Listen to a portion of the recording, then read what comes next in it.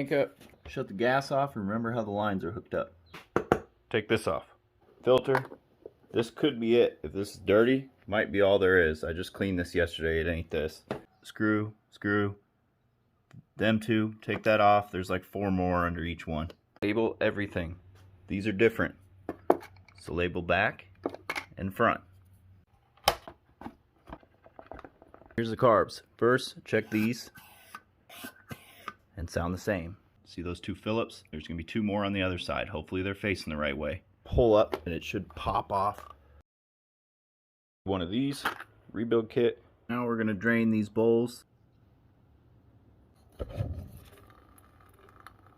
Take this off. There's a spring. Don't let it shoot across the friggin' garage. See how it's perfect all the way around? It's got to be that way when you put it back too. Pull it out. Huh. Look at that.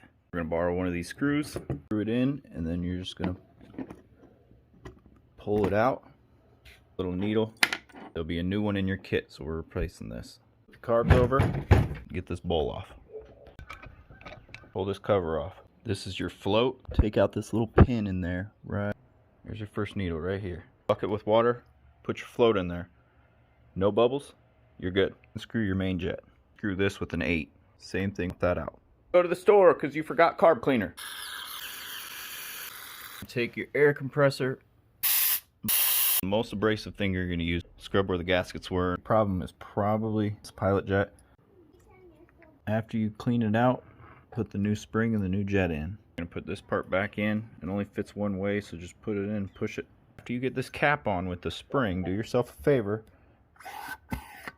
Otherwise, your seal in there's not seated right. That